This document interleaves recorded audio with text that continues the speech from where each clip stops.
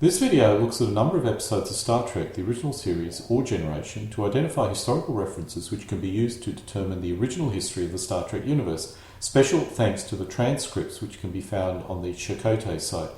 This video covers episodes 7 to 12.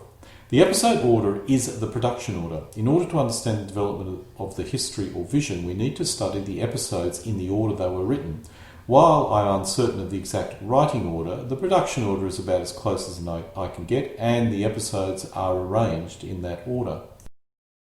When Gene Roddenberry created Star Trek back in 1966, he had a vision which remained consistent over the following 3 years.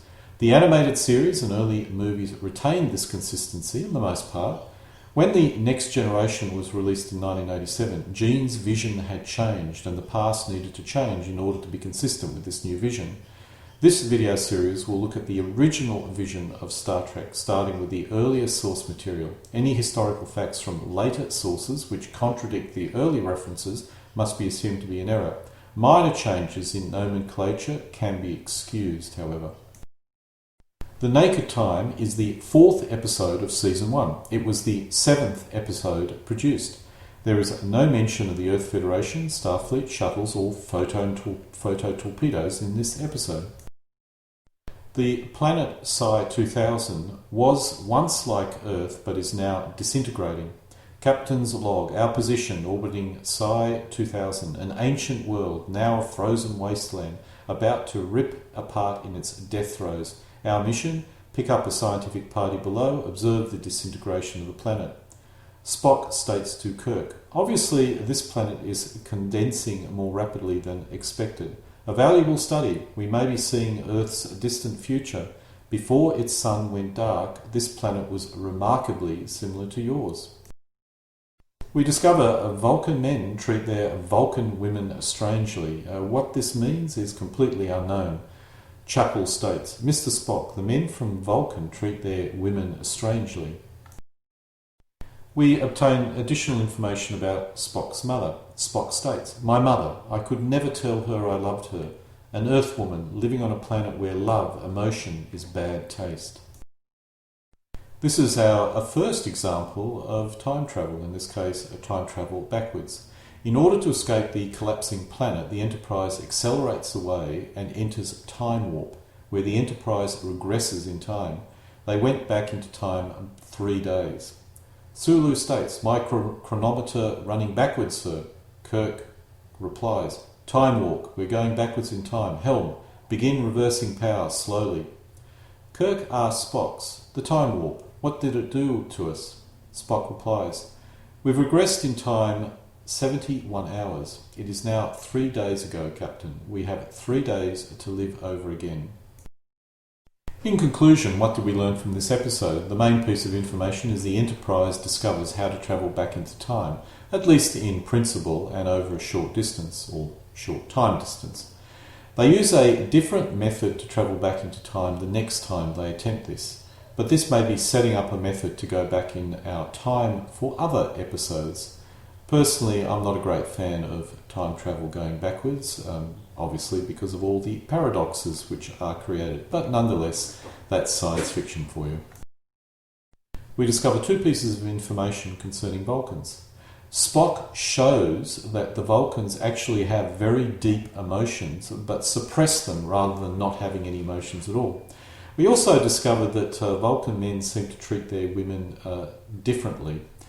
I would prefer not to know what this means, but based on the look in Nurse Chapel's eyes, I would expect this would involve in some sort of rough activity. Let's end this discussion at this point.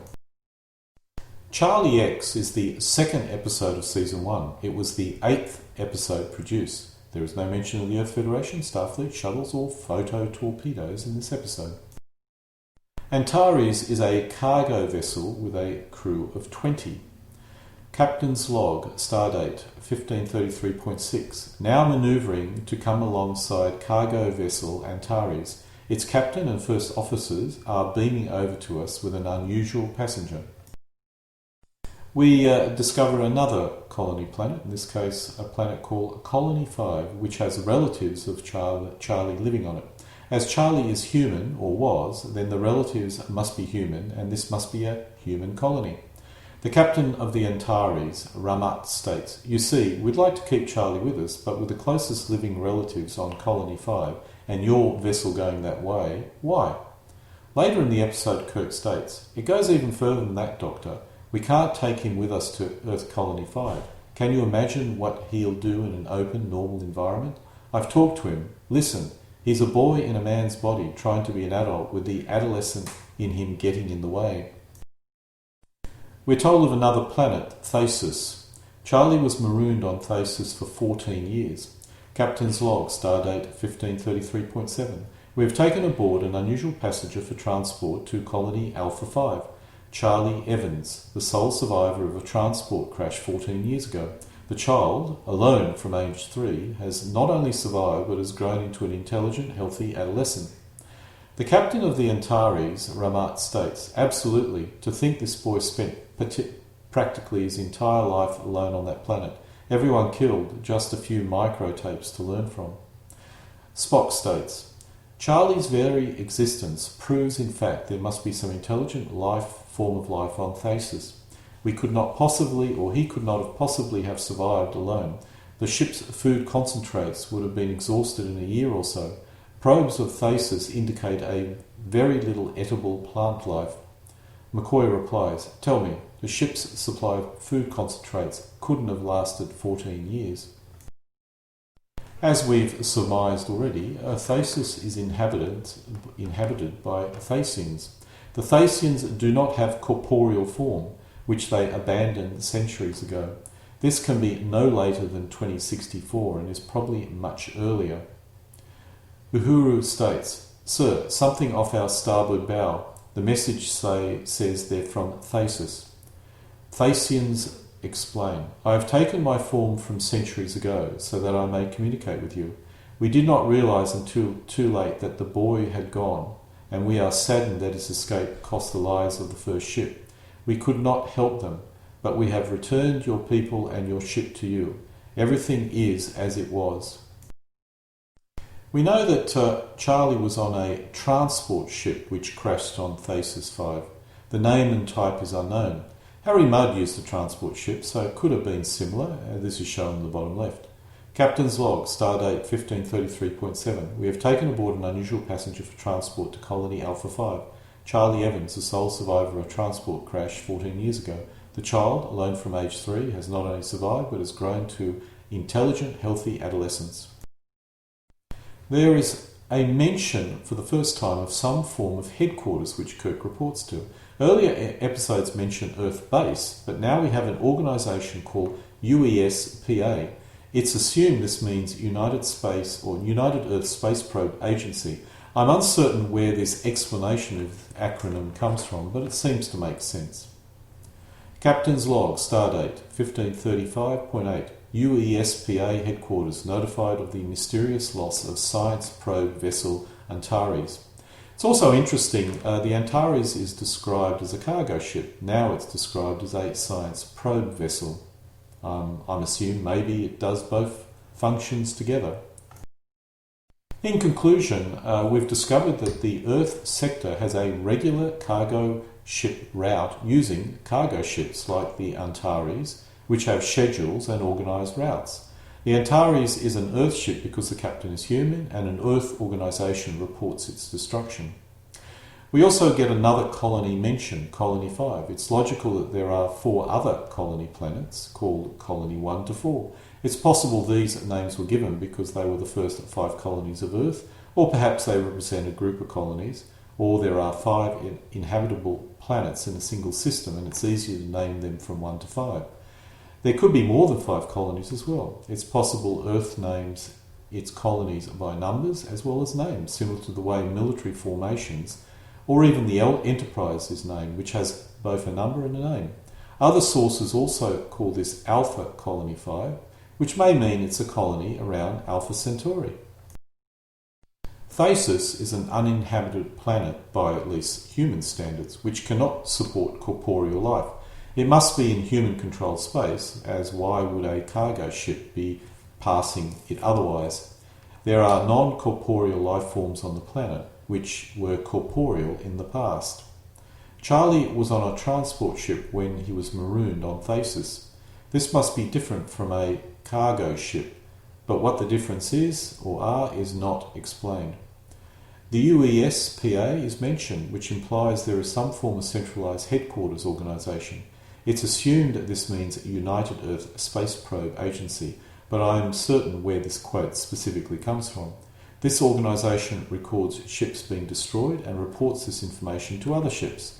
As the Antares and Enterprise are Earth ships, the organisation must be an Earth organisation. It's most likely this became Starfleet, but a better theory, which would avoid issues, is it's a sub-organisation of Starfleet and may monitor movement of all ships, military or civilian. Balance of Terror is the 14th episode of the first season. It was the 9th episode produced. There is no mention of the Federation or Starfleet in this episode, only command base.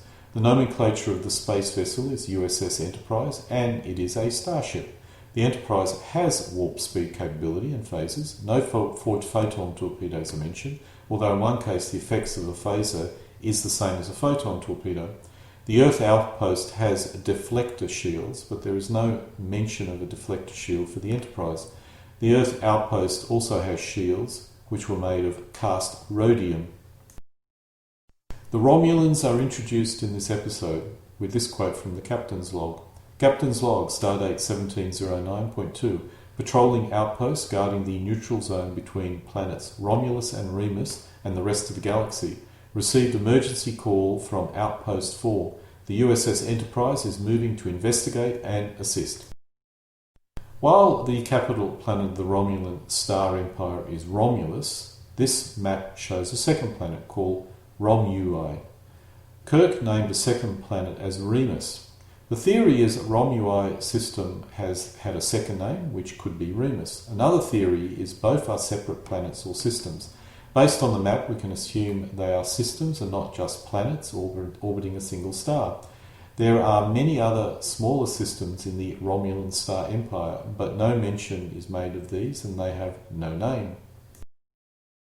We know there was a Earth-Romulan conflict. Spock provides an overview of the war in the following dialogue.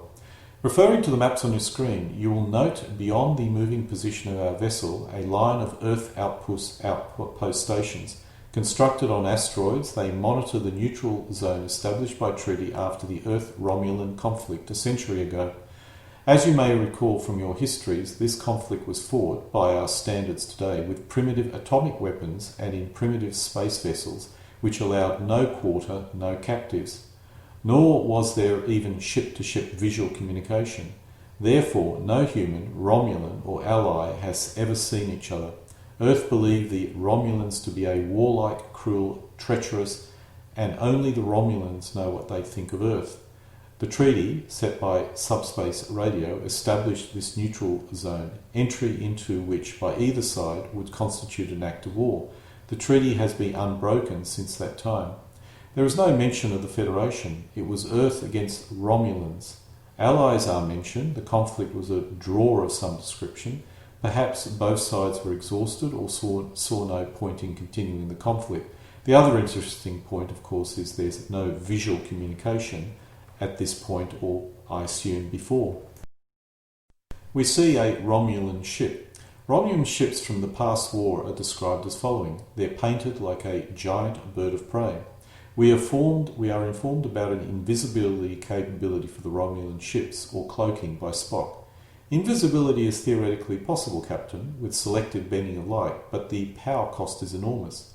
This was previously unknown by the Federation, so represents a new technology. The ship is using impulse power. This is not impulse drive. Scott states, no question, their power is simple impulse. The ship is the flagship of the Praetor's fleet. One definition of Praetor is the commander of the army, so this could mean the entire Romulan fleet.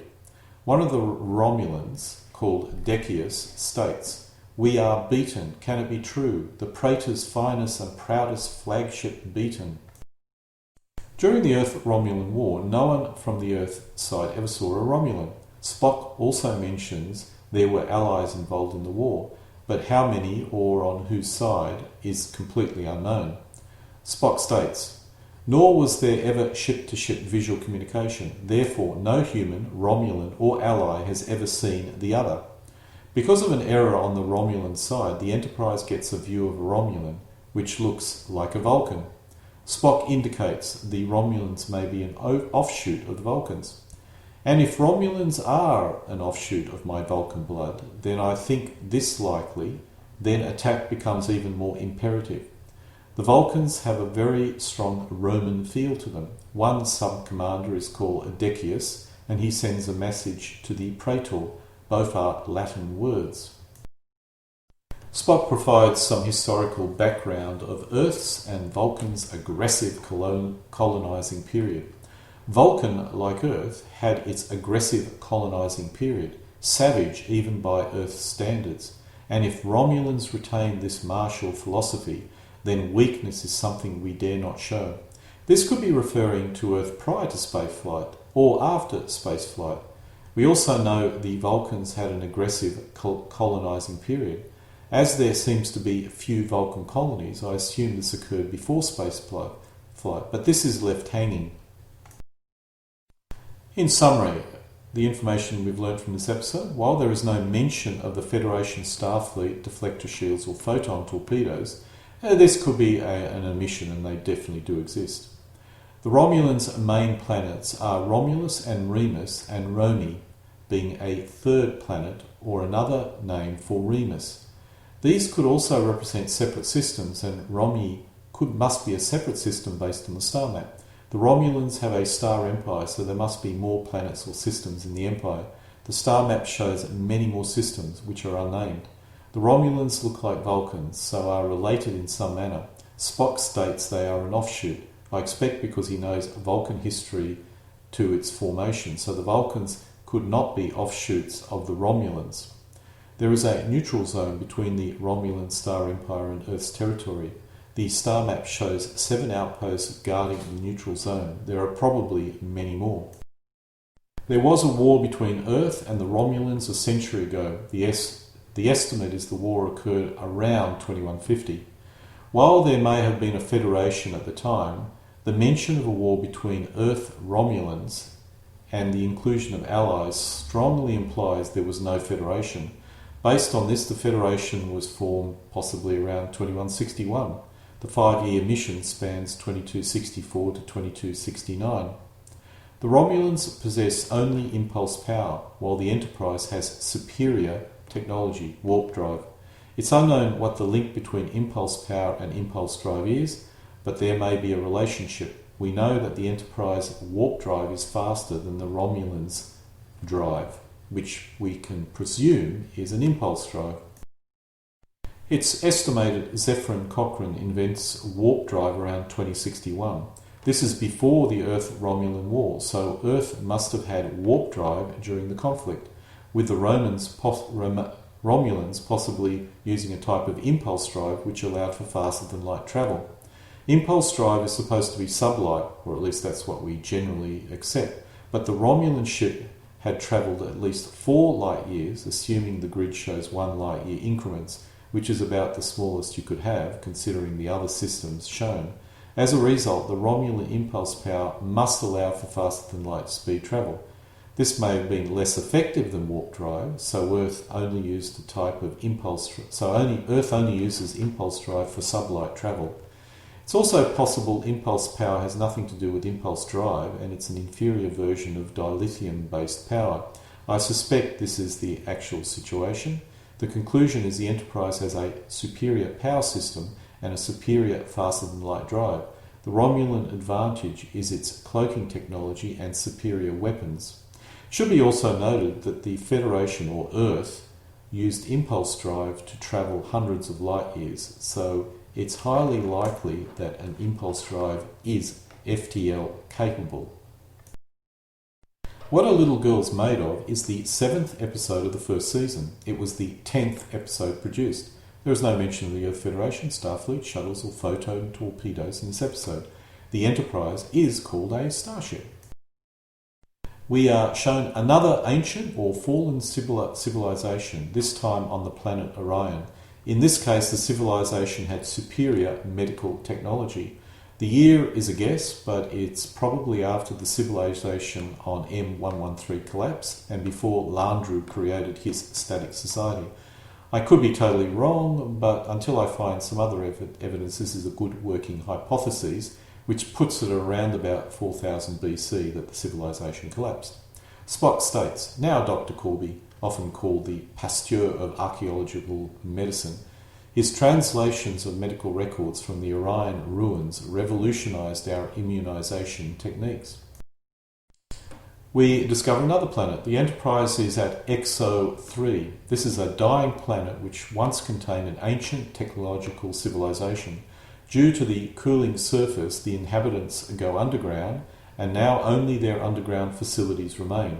We do not know when their civilization died, but as the Thalassians were about to become extinct after 200,000 years underground, a date 2,000 years before that seems reasonable. On the other hand, they became extinct because of their androids, so the date could be far earlier. But for the moment, let's just pin it down to around about 200,000 BC that the civilization became extinct. Spock states, ship records bank show little, so we don't already know about the planet, Captain. Gravity is 1.1 of Earth's atmosphere within safety limits. Kirk replies, but the surface temperature of that planet is 100 degrees below zero. Spock explains, it may have been inhabited once, but the sun in the system has been fading steadily for 500,000 years. Later, Brown provides more information. Dr. Corby has discovered that as their sun dimmed, the inhabitants of this planet moved underground from an open environment to this dark world. When you were a student of his, Christine, you must have often heard Dr. Corby remark how freedom of movement and choice produced the human spirit. The culture of Exo 3 proves this theory. When they moved from light to darkness, they replaced freedom with a mechanistic culture. Dr. Corby has been able to uncover elements of this culture which will revolutionise the universe when freed from this cavernous environment. Exo 3 was explored by Corby at least 5 years ago, if not more. 2 more expeditions arrived in the 5-year period but found nothing. This means that his first expedition could have occurred 2259. Kirk states, it's been 5 years since his last message. Chappell replies, his last signal told about finding underground caverns. Kirk continues, and since then 2 expeditions have failed to find him. Captain's log, stardate 2712.4, a signal from planet Exo 3. Dr. Roger Corby has been located. He and part of his expedition remaining alive due to the discovery of underground ruins left by the former inhabitants of this world. It seems warp can be measured in fractions, in this case 0.07. An impulse deck is mentioned afterwards, which seems to imply they are related. This is not very significant, but may confirm that impulse is a type of warp. Impulse is low efficiency, slower and inferior to proper warp drive, but related nonetheless. As mentioned earlier, the early Earth ships and Romulans used impulse to move, and this must be faster than light to make any sense. Crewman states, warp capacity 0.07 and building. Crewman 2 replies, communicator, we have more lines to the impulse deck. We know the civilization on Exo 3 created androids before the inhabitants died out. Corby, synthetic organs are in place. We merely synchronize them with Kirk's autonomic nervous system, duplicating the rhythms of his body. At the same time, we duplicate the mental patterns. Now, physical pattern complete. We now make a mental pattern, ready for final synaptic fusion. Andrea, stand by for cortex circuits. The android will be so perfect it could even replace the captain. The same memories, the same attitudes, the same ability. Activate circuits. Another colony planet is mentioned, this time Colony 2. We know there is a Colony 5 from an earlier episode, so this confirms there must be a Colony 1 to Colony 5. It's possible that they are at Alpha Centauri. Kirk, he said he was being transferred to Earth Colony 2 research station. Kirk 2. No, Captain. He said he was continuing his research and that he wanted to be transferred to Earth Colony 2. Another planet is mentioned, in this case Midas 5, which is a small colony. Kirk 2 states, I looked it over. I think you'll find planet Midas 5 is an excellent choice. Corby replies, small colony, abundant raw materials. You have made a good beginning, Captain. In conclusion, very little significant historical information is covered in this episode. We find at least 2 more colony planets, both of which must be Earth colonies. 2 uninhabited planets, which once had civilizations on them, are also mentioned. The one interesting point that I notice is the seeming lack of aliens. This episode only has a single alien android in it. Everyone else, apart from Spock, is human. While there have been some aliens in previous episodes, it's not a great deal. The 2 alien planets mentioned in this episode are both dead. While the Enterprise may be on the frontier of human territory, it's spending most of its time in Earth-controlled space dealing with humans. This looks and feels like an Earth Empire or Earth Federation. Quick point about the aliens. The androids are a copy of a real person.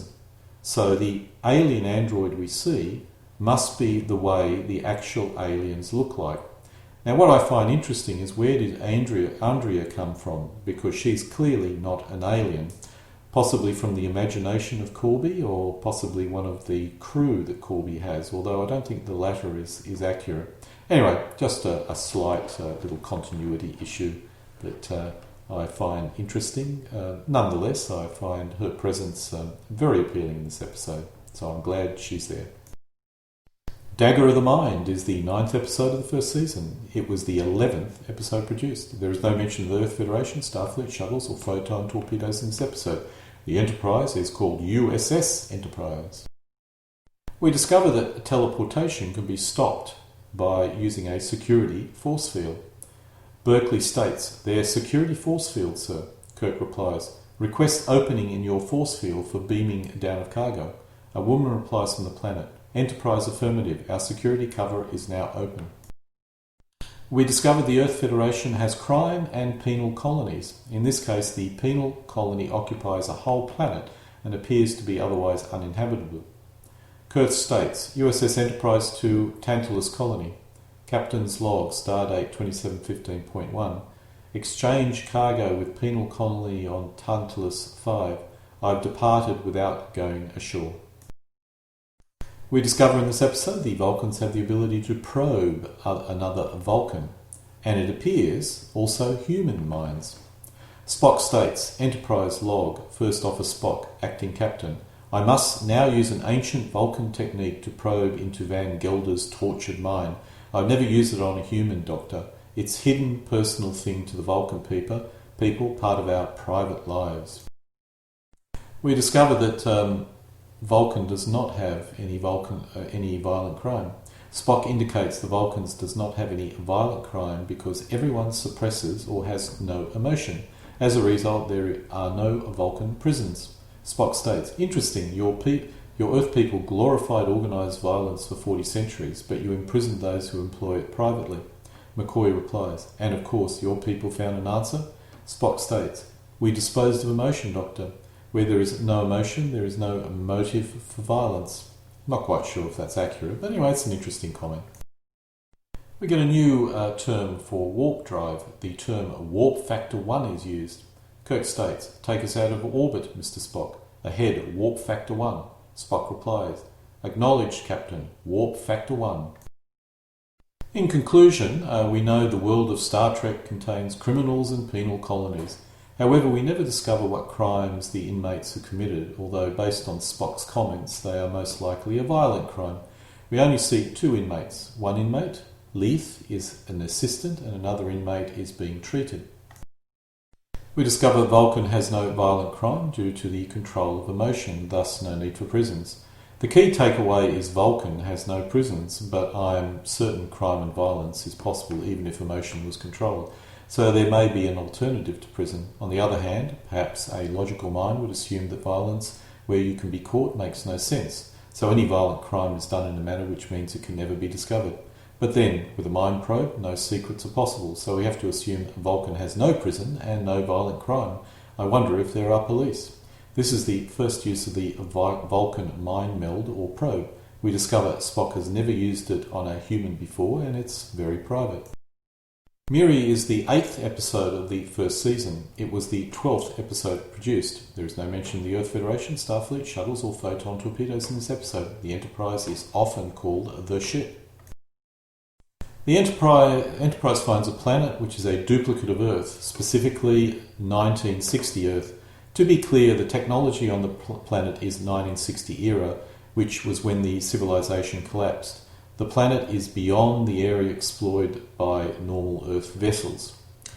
Quotes. Kirk states, Earth-style distress signal, SOS. Farrell replies, directly ahead, definitely an Earth-type signal. Kirk explains, we're hundreds of light years from Earth, Mr. Spock. No colonies or vessels out this far. Rand shouts, Earth! Kirk replies, not the Earth, another Earth, another Earth. Captain's log, stardate 2713.5. In the distant reaches of our galaxy, we've made an astounding discovery. Earth-type radio signals coming from a planet which apparently is an exact duplicate of the Earth. It seems impossible, but there it is. Kirk states, identical, Earth as it was in the early 1900s.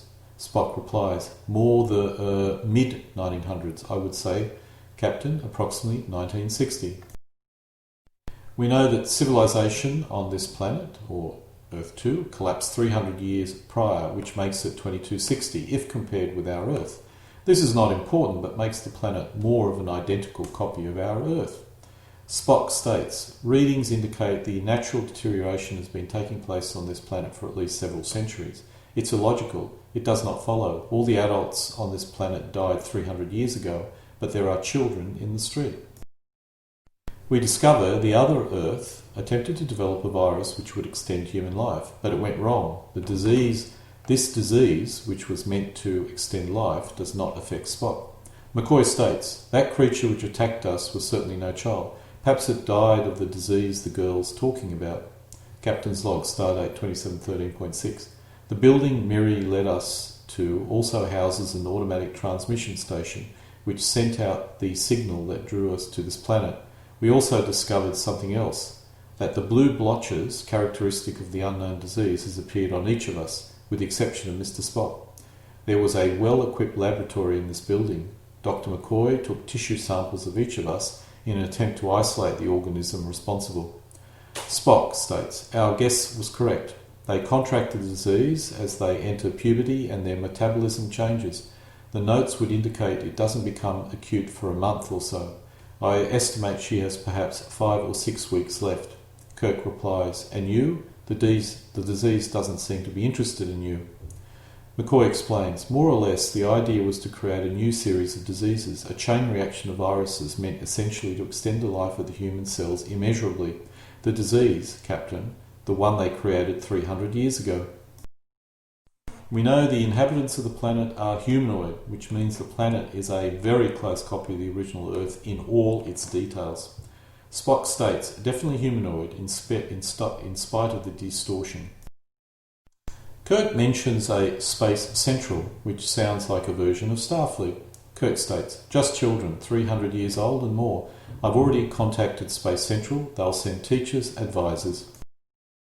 In conclusion, the most interesting point raised is the copy of the Earth. This is not a scientific impossibility, and many scientists feel that it would be possible to find duplicate Earths out in space. But in their theories, the planets would be so far away as to be unreachable. In this episode, the duplicate is close enough to reach, which, while being implausible, is not impossible based on our understanding of science and the universe today. There are few survivors left on the planet, so once the disease is cured and the planet starts moving forward again, it will have minimal impact on the Earth Federation. Space Command is sending people to assist the planet, so it's logical to assume this will become another, rather valuable, colony of Earth. We discover a Space Command. It's possible this is Starfleet. While UESPA headquarters is mentioned in an earlier episode, it would be easier to believe this was a sub-department of Starfleet rather than Starfleet itself. It's possible all three organisations are the same. As mentioned before, nomenclatures can change as the episodes progress, and the optimal name for a technology such as dilithium or an organisation such as Starfleet can take a while to be finally defined. According to Wiki, Starfleet Command is the headquarters command centre of Starfleet, which seems reasonable. The date of the 5-year mission are often taken from this episode, with civilization on this planet collapsing 300 years prior, which makes it 2260 if compared with our Earth. The problem is we do not know when civilization collapsed, so it's only a vague guide to the actual year, but a useful starting point. The episode scripts can be found on the URL shown. It becomes obvious that many of the later Star Trek movies and shows do not align with the original vision of the series. This is common in real history, as well as later historians attempt to change the past to justify their beliefs in the present. Live long and prosper, audience, and I will be coming out with my next video, which will cover the next 6 episodes soon.